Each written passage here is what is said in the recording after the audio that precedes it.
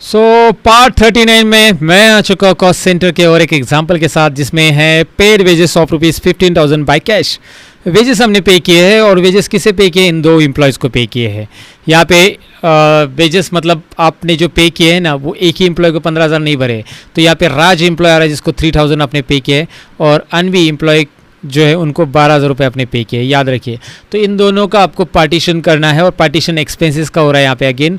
तो वेजेस होता है डायरेक्ट एक्सपेंसेस, याद रखिए वेजेस फैक्ट्री के अंदर से दिया जाता है डायरेक्ट एक्सपेंसेस। अनवी को देना है 12,000, राज को देना है 3,000, और कैश से हम पे कर रहे हैं, राइट। अगेन कैश आ रहा है यहाँ पे, और ये डायरेक्ट एक्सपेंसेस आ रहा है, याद रखना है। तो टैली में जाते हैं, फटाफट एंट्री पास करते हैं।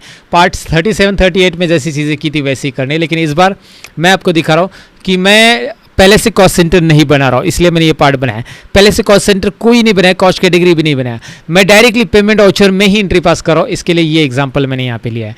अल्सी, अगर आप पेमेंट वाउचर में कर रहे हो, अल्सी वेजेस एक्सपेंसेस का लेजर तैयार कीजिए। अंडर ग्रुप आएगा डायरेक्ट, क्योंकि ये फैक्ट्री में होता है। वेजेस मतलब डायरेक्ट जो एम्प्लॉय को सैलरी दी जाती है, जो कॉन्ट्रैक्ट बेसिस पे एम्प्लॉय होते हैं ना, जैसे हमाल होते हैं कंपनी में, जो माल उठाने वाले होते हैं, उन लोगों को जो सैलरी दी जाती है वो होते हैं वेजेस, डायरेक्ट एक्सपेंसेस, याद रखिए। तो ये डायरेक्ट एक्सपेंसेस आता है, वेजेस हमेशा याद रखना है। वेजेस मतलब टेम्पररी बेसिस पे जो एम्प्लॉय रहते हैं कंपनी में, परमानेंट नहीं होते, उनको जो सैलरी दी जाती है, उनको जो पेमेंट दिया जाता है, उन्हें वेजेस कहते हैं, और वो फैक्ट्री में ही होते हैं वेजेस, हमाल वगैरह। तो इसलिए wages expenses, direct expenses and cost centre applicable रखना है, नहीं रखना है, यस, इसे यस ही रहने देना है। बाय डिफॉल्ट यस रहता है सबके लिए। आप जिस वाउचर में इसकी ज़रूरत नहीं, जिस लेजर में इसकी ज़रूरत नहीं, वहाँ पर यस नो कर सकते आप। आपको उस वाउचर में भी ज़रूरत नहीं, तो वो नो ही करना है। तो यहाँ पे आप क्या करो, इसे डेबिट अमाउंट डालो अभी। चलो 12,000 रुपीज़ नहीं, 15,000 इस बार। 15,000 आप वेजेस पे कर रहे हो, सैलरी पे कर रहे हो, ये जो कॉन्ट्रैक्ट बेसिस पे एम्प्लॉय उनकी। लेकिन हमारे पास कोई कॉस्ट कैटेगरी और कॉस्ट सेंटर तैयार नहीं है। अगर मैं टाइप करूँ तो यहाँ पे मीटर नंबर आ रहा है, स्टेशनरी आ रहा है, जो पुरानी कॉस्ट सेंटर से। यहाँ पे राइट साइड में आप देखोगे तो आपको दिखाई देगा, लेकिन हमारे कॉस्ट कैटेगरी कॉस्ट सेंटर नहीं है जो हमें चाहिए। हमें क्या चाहिए इसमें? हमें चाहिए एम्प्लॉय लिस्ट, एम्प्लॉय नेम। तो एम्प्लॉय नेम है कि यहाँ पे नहीं है, तो हमें यहाँ पे नहीं है, तो हम यहाँ पे बना सकते हैं। अल्ट सी बटन प्रेस कीजिए।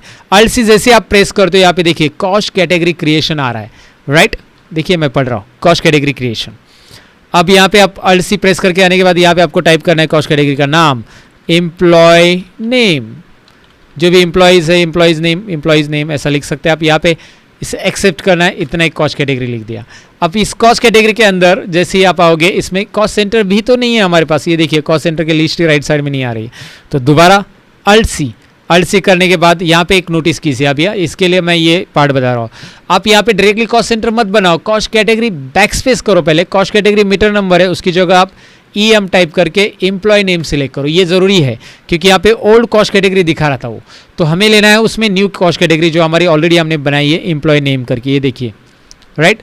तो वो सिलेक्ट कीजिए ताकि एम्प्लॉय नेम के अंदर ही इनके नाम आ जाए। ये कॉस्ट कैटेगरी वाइज रहेगा ना, तो राज का नाम लिखो और अनवी का भी नाम लिखो। राज आ गया, राज को 3,000 पे किया है, एंटर। आप दोबारा अल्ट सी प्रेस कीजिए, अल्ट से अगेन अनवी नाम लिखा है मैंने, ये देखिए, राइट। कॉस्ट सेंटर आपको दिखाई दे रहा है, और सिंपली मैं इसे एंटर करूंगा। यहाँ पे देखिए अमाउंट का पार्टीशन ऑटोमेटिक हो जाता है। अगर दो ही है, पहले का अमाउंट डाला, दूसरे का अमाउंट ऑटोमेटिक आ जाएगा, आपको करने की ज़रूरत नहीं है पार्टीशन। हाँ, ज़्यादा अमाउंट है तो वहाँ पे 3, 4, एक लास्ट वाले का अमाउंट ऑटोमेटिक आता है। क्लियर है? तो इसे आप एंटर करोगे, एंटर। क्रेडिट में क्या आएगा, किससे पे करोगे? कैश। लेकिन यहाँ पे क्यों नहीं दिख रहा है? वेजेस में मैंने ऐड किया, लेकिन यहाँ पे क्यों नहीं दिख रहा है? क्योंकि F12 बटन में हमने लास्ट पार्ट में देखा था, F12 में अगेन F12 में क्या प्रेस कीजिए, फिर से F12 कीजिए, और कॉस्ट सेंटर यस कीजिए, भूलिएगा नहीं guides. Show cost centre detail, yes. Again control A and look at there cost centre details आपको दिखाई दे रही है। अगर आप ध्यान से देखोगे, ध्यान से देखने की जरूरत नहीं, मैं फोकस करके दिखा रहा हूँ। Okay, so got it. ये फाइनली एंट्री हो चुकी है, being wages paid. That's it. Entry इतनी सिंपल है। अगर आप पेजअप करके देखना चाहते हैं, पेजअप करके कॉस्ट सेंटर्स यहाँ पे मैंने अलग अलग एग्जाम्पल के साथ पढ़ाया आपको। कॉस्ट सेंटर्स होते क्या है, एक्सपेंसेस का पार्टीशंस होते हैं। अगर वो प्रॉफिट सेंटर रहते हैं, मतलब इनकम सेंटर रहते हैं, इनकम के पार्टीशंस रहेंगे तो उसे प्रॉफिट सेंटर कहा जाता है। लेकिन उसकी एंट्रीज ज़रूरत पड़ी तो करते हैं, नहीं तो नहीं। ज़्यादातर कॉस्ट सेंटर्स को ही मैनेज किया जाता है, इसका नाम ही कॉस्ट सेंटर्स रखा गया है। So that's it. यहाँ तक हमने टैली बेसिक देख लिया है और बेसिक में हमने बहुत कुछ चीज़ें सीख ली है। टैली के अंदर वाउचर एंट्री सीखा है, कॉस्ट सेंटर सीखा है, बहुत सारी स्टॉक आइटम कैसे एंट्री करना है, लेजर ग्रुप वगैरह क्रिएट करना, सारी चीज़ें देखी। थोड़ा सा एडवांस टैली की तरफ बढ़ने वाले हैं अभी हम दोस्तों। Bye bye guides.